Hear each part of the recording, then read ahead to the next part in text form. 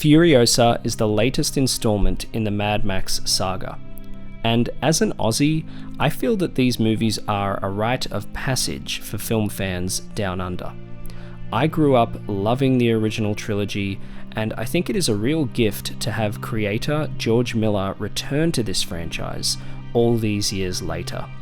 And at the age of 79, he hasn't lost a step.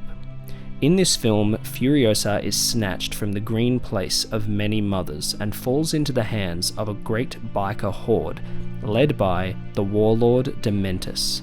Sweeping through the wasteland, they come across the Citadel, presided over by the Immortan Joe. While the two tyrants war for dominance, Furiosa must survive many trials as she puts together the means to find her way home. This review will be spoiler-free like all my reviews unless stated otherwise. The film serves as a prequel to 2015's Fury Road, fleshing out the backstory of Charlize Theron's character, Furiosa. In this film, she is played by the magnificent Anya Taylor-Joy, who I've loved in films like The Witch and The Menu more recently. She is perfect in this role. Despite the change of actress, you truly believe that she is the same character. Joy actually doesn't show up until the second half though. For the first 40 minutes or so, we see a younger Furiosa played by Alila Brown. I was extremely impressed by this young actress. I've never seen her before, but much like the young version of Joaquin Phoenix in Beau is Afraid, I'm shocked at how much she looks like Anya, the eyes especially. But not just for the similarity in looks, she gives a captivating performance that engages you immediately.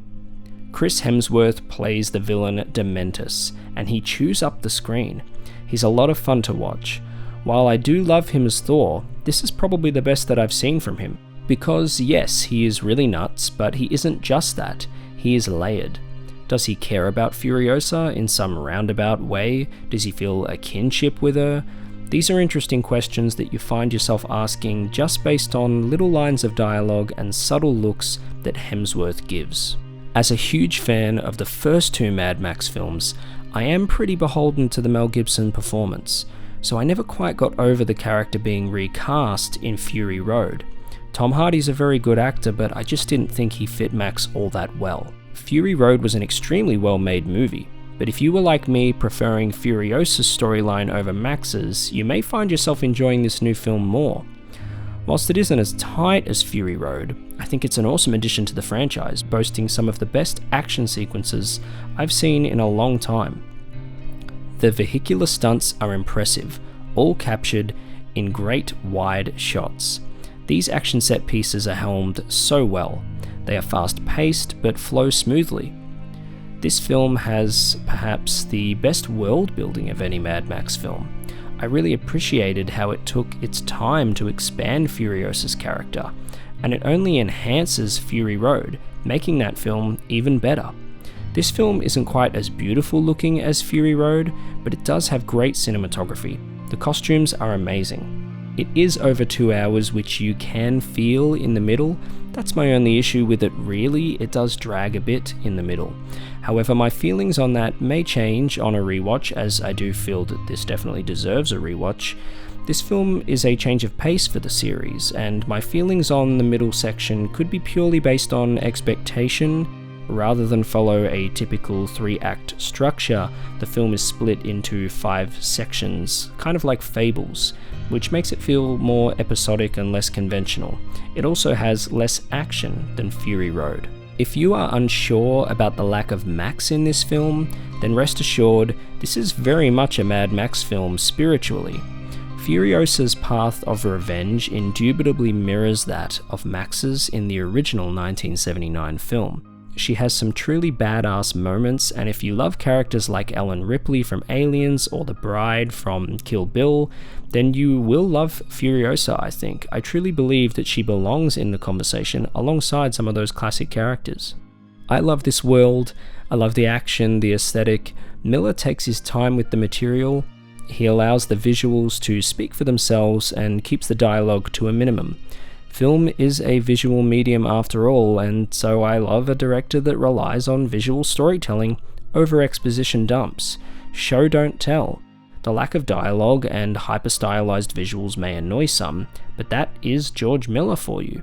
And I'm open to anything he wants to do, really. You can tell that he is passionate, and it's really fun to watch. I want to see more from him and this franchise.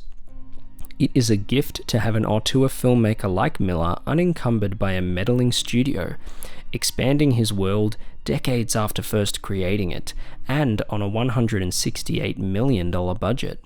Please go and see this film. It is worth your time and money. Just to be clear, The Road Warrior is still the best Mad Max movie, but if you're not a fan of the other films, I'd still recommend this, honestly. You can watch this without having seen any of the other films. This definitely fits within the franchise, but it feels fresh because it's more personal, it's more expansive, spanning many years as we see Furiosa from childhood to adulthood. We have never had this much detail in a single Mad Max film. Some may say the plot is thin, but I disagree. It's no thinner than any other Mad Max film. This is all that Mad Max needs to be.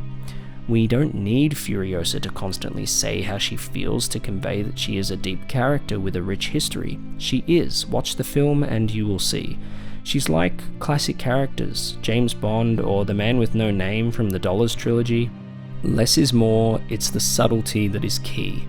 And Anya Taylor-Joy, she's amazing, the character of Furiosa is cool as hell, and George Miller is a visionary director. The film is rich in lore, but also fun and entertaining on a totally surface-level, blockbuster, popcorn sort of way.